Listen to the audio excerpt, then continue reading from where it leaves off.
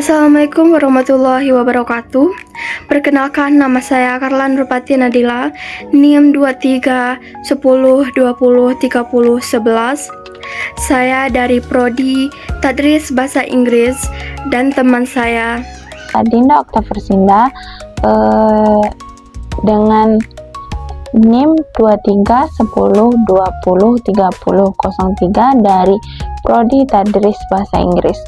Di sini kami akan menjelaskan materi pembahasan tentang pengembangan kemampuan sebagai seorang IO, owner, maupun konsultan pendidikan. Di sini kami ada 4 topik pembahasan. Yang pertama ada konsep dasar profesi IO, owner, dan konsultan pendidikan. Yang kedua ada kompetensi yang diperlukan. Yang ketiga ada strategi pengembangan diri. Dan yang terakhir ada peluang dan tantangan di era digital ini. Baiklah, di sini saya akan menjelaskan tentang konsep dasar profesi IO, owner, dan konsultan pendidikan. Profesi dalam bidang pendidikan kini tidak hanya terbatas pada tenaga pendidik, melainkan juga berkembang menjadi peran-peran strategis seperti event organizer, pemilik lembaga pendidik, dan konsultan pendidikan. Event organizer tersebut IO pendidik bertanggung jawab dalam merancang dan menyelenggarakan kegiatan edukatif seperti seminar, pelatihan, workshop, dan event lainnya yang menunjang pembangunan pendidikan. Profesi ini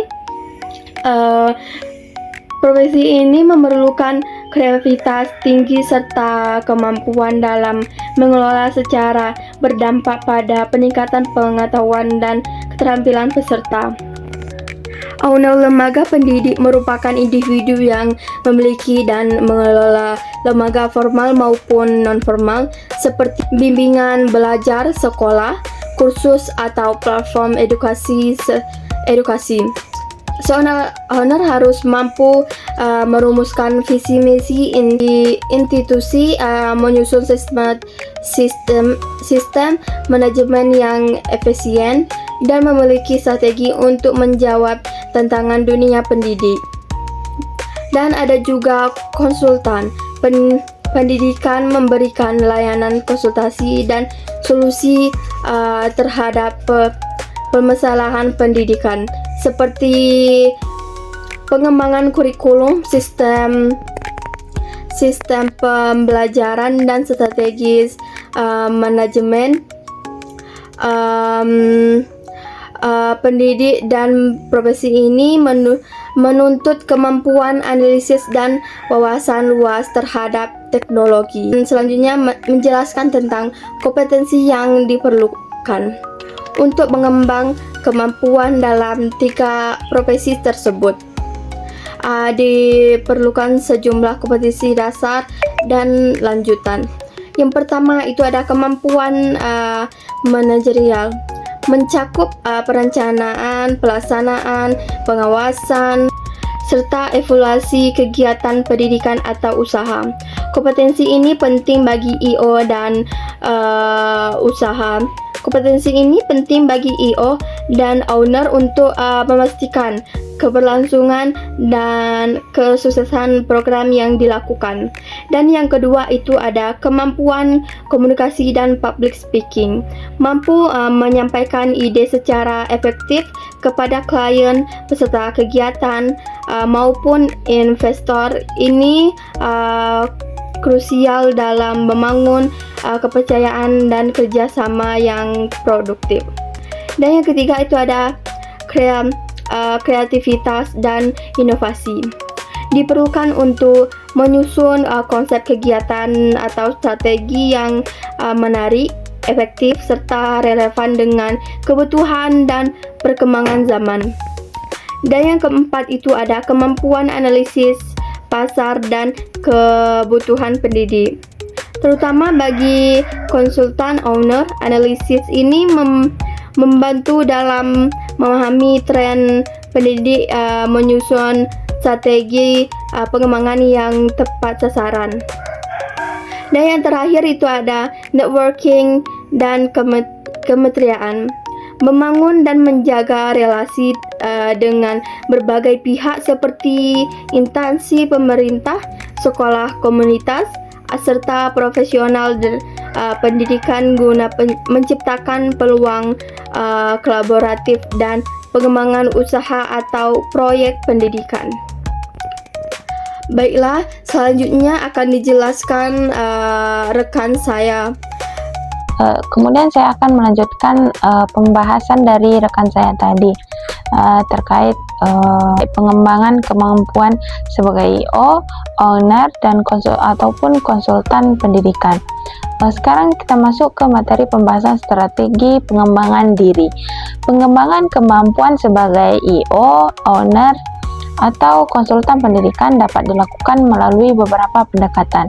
Yang pertama, bisa dilakukan melalui pelatihan dan sertifikasi profesional, yaitu dengan mengikuti pelatihan manajemen event, pengelolaan lembaga pendidikan, dan pelatihan konsultan bersertifikat.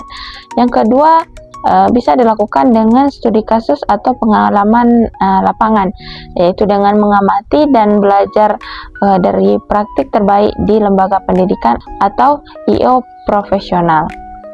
Yang ketiga, bisa dilakukan melalui pendidikan lanjutan, yaitu dengan melanjutkan studi dalam bidang manajemen pendidikan, manajemen bisnis, atau komunikasi publik. Yang keempat ada dengan magang dan kolaborasi, terlibat langsung dalam proyek kolaboratif bersama lembaga profesional atau mentor di bidang terkait.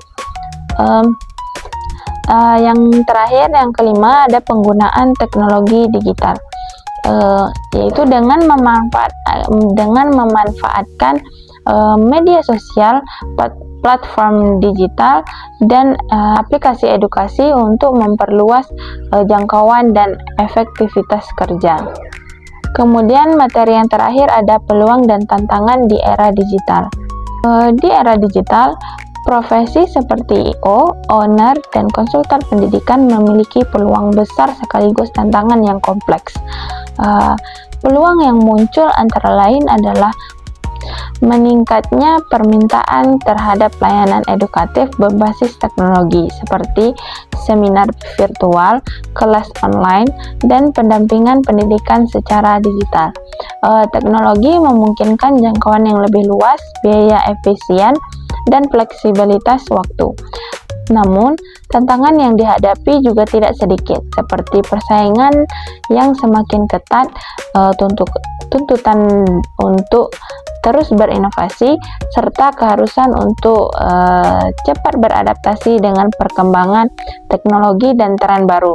Oleh karena itu, pelaku di bidang ini harus terus belajar berinovasi dan memanfaatkan teknologi secara kreatif agar tetap relevan dan kompetitif. Dari 4 materi pembahasan tadi, bisa kita tarik kesimpulan dengan menyimpulkan bahwa perkembangan dunia pendidikan saat ini memberikan peluang besar bagi profesi seperti IO, owner, dan konsultan pendidikan. Ketiga peran ini membantu meningkatkan kualitas pendidikan dengan cara yang kreatif dan sesuai kebutuhan zaman.